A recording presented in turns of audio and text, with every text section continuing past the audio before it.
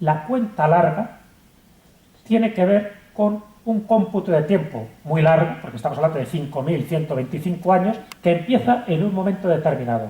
Ese momento determinado es el 11 de agosto del 3114 a.C. Es decir, algo importante debió ocurrir en la cultura maya para que a partir de ahí se empezara a contar uno de sus tres calendarios principales, que es la cuenta larga. Entonces, evidentemente, ya sabéis que el calendario maya es distinto a nuestro calendario gregoriano, pero si sumamos ese cómputo de tiempo desde ese momento, de ese punto cero, en el que algo importante ocurrió en la cultura maya, por cierto, una fecha en la que coincide también con el inicio de la cultura egipcia y con tantos y tantos ciclos importantes.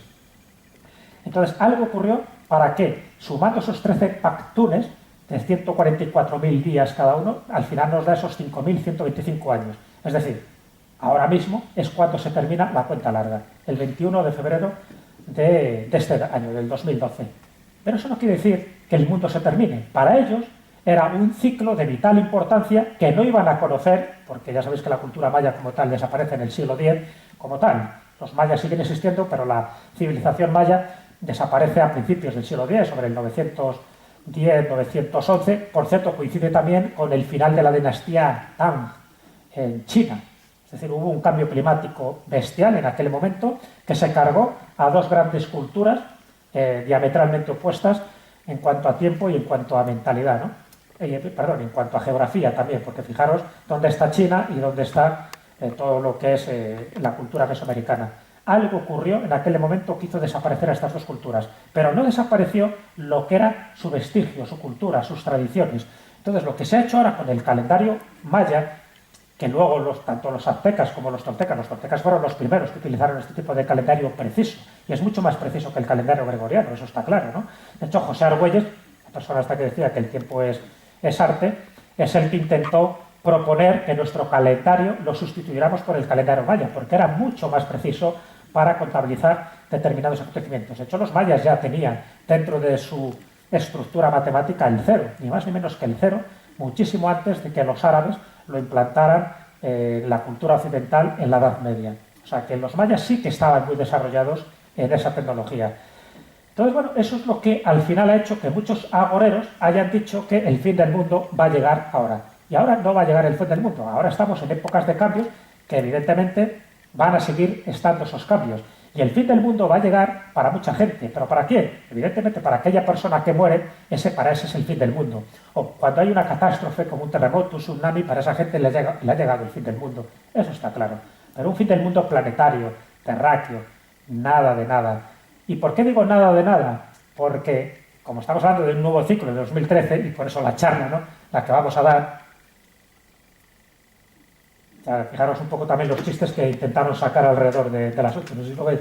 Dice, ¿por qué se va a terminar? Pues claro, porque ya no había mucho más comentario para poner, porque se sabe que en el calendario azteca hay más fechas después del 2012, no es la única, para nada.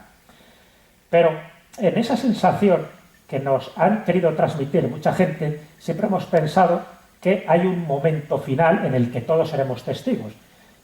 Y tal es así, y solo os he traído un ejemplo, que es esta imagen que habéis visto aquí, solo es un ejemplo de que esta sensación de que estábamos en los momentos finales la tuvo incluso Alberto Durero. Esta es una acuarela que hizo Alberto Durero en un momento clave de su vida, ¿no? Le quedaban 3 años para morir, él tuvo una pesadilla, tuvo una visión, y en esa visión se despertó tan sobresaltado que se sintió obligado a hacer esta acuarela.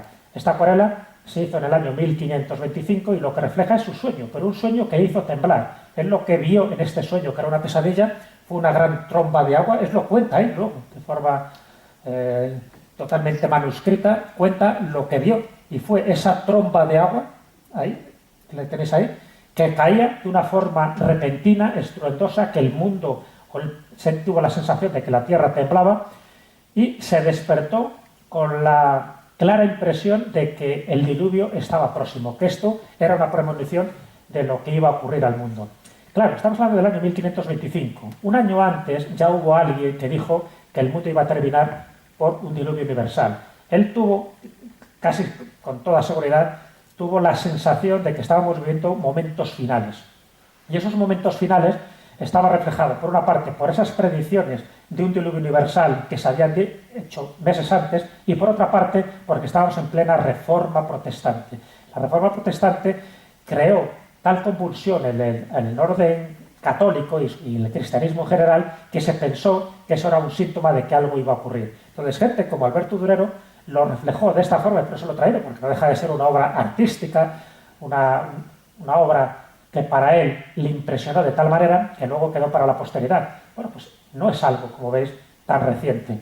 La gente sigue teniendo miedo a las cosas que van a pasar, bien sea porque se lo han dicho o bien porque han tenido presentimientos o han tenido premoniciones. Como vamos a salir del 21 de diciembre del 2012 y además vamos a salir reforzados, cuidado y que nadie se relaje, porque siempre hay otros cuantos, vamos a llamarles videntes, incluso científicos agoreros y cantamañanas del futuro que nos van a intentar meter miedo. Este es uno de ellos, Juscelino Nóbrega da Luz, un vidente brasileño. Este hombre se ha empeñado, está diciéndolo varias veces, ¿no? ya ha fallado en varias fechas, pero se ha empeñado en decir que una gran catástrofe está cerca de nosotros. Y esa gran catástrofe, él cree que tiene que ver con una isla de las Islas Canarias, que es la isla de La Palma, y con un volcán, que es el volcán Cumbre Vieja. Y desde hace unos años viene diciendo que va a entrar en erupción el volcán Cumbre Vieja. ¿Cuándo? Según él, en noviembre del 2013. Noviembre de 2013.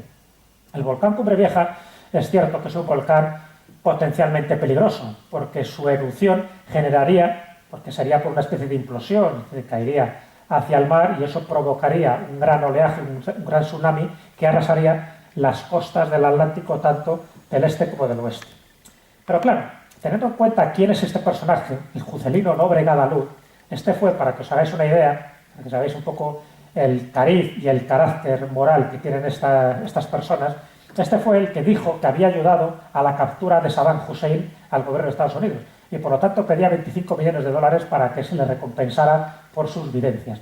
Claro, os podéis imaginar que el gobierno de Estados Unidos pues, le mandó a hacer gárgaras y todavía está esperando la reclamación, ¿no? O sea, gente como esta, que te está hablando siempre de tsunamis, que te está hablando de terremotos, que ahora está hablando de esta erupción del Cumbre Vieja, que evidentemente algún día entrará en erupción, pero nadie puede precisar el día exacto y menos decir que es en noviembre del 2013.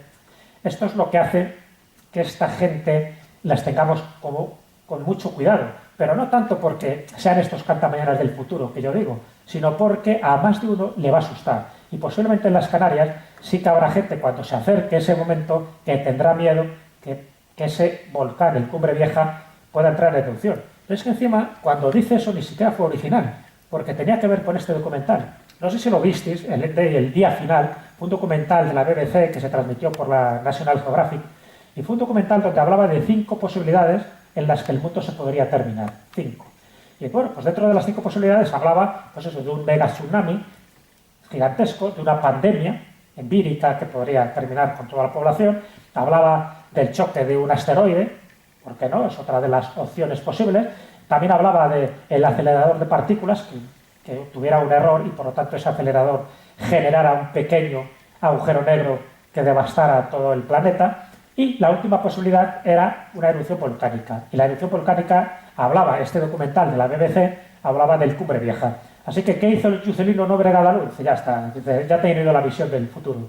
Entonces, a partir de ahí es cuando empezó a decir esas tonterías del Cumbre Vieja. Pero porque era una de las muchas posibilidades, de esas 5 posibilidades que contemplaba este documental que se emitió en National Geographic. O sea, para que veáis un poco cómo funcionan las cosas, ¿no? Cuando hablamos de eso, la otra posibilidad que os he dicho era el choque de un asteroide. ¿Qué asteroide es el que dice que tiene más papeletas en estos últimos años de que choque contra el planeta Tierra? El Apophis. Habéis oído hablar del Apophis, diciendo que el Apophis va a tener un acercamiento. El Apophis es un pedrusco gigantesco de unos 300 metros de diámetro que evidentemente no destruiría el planeta, pero sí podría hacer mucha pupa al lugar donde cayera, ¿no? Porque sería potencialmente peligroso un pedrusco de estas características si cayera tal cual, es decir, si desintegrarse a la entrada en la atmósfera.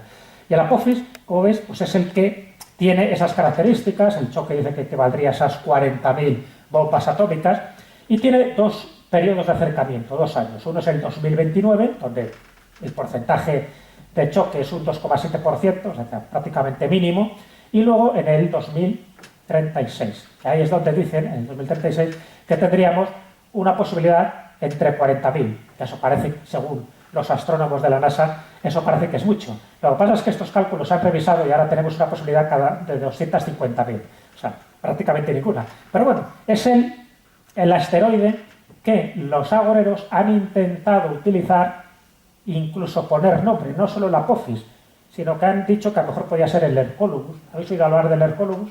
El famoso Hercólogos, que lo han mencionado tanto Ramatis como Rabolú, es decir, distintos contactados, distintas personas que, según ellos, han obtenido esa información privilegiada y que el Hercólogos se está acercando a la Tierra y que ese planeta rojo, como así le llaman, es el que terminaría con todo rastro de vida. Claro, hay una pequeña diferencia. El Apophis tiene 300 metros de diámetro, como os he dicho. El Hercólogos, ¿sabéis qué diámetro tiene? Pues son unas 3.200 veces superior a la Tierra, o sea, se pasan. Con eso ya deberíamos haberlo visto. Pero bueno, evidentemente, lo del Hercólogos yo lo vengo oyendo desde hace más de 20 años, que llega, que se acerca, que está a punto de verse y nunca se ve. Cada vez que hay un asteroide de estas características, pues intentan decir que es eso, el Hercólogos, o incluso hay algunos que hablan de Nibiru. Nibiru, que es el famoso planeta, o Marduk también, es otro de los nombres. El Nibiru, el planeta de los Nefilim o Anunnaki, que popularizó muchísimo pues Zecharia Sitchin en sus obras. Que se lo quiera creer, perfecto, pero nada tiene que ver con esta especie de ensalada apocalíptica.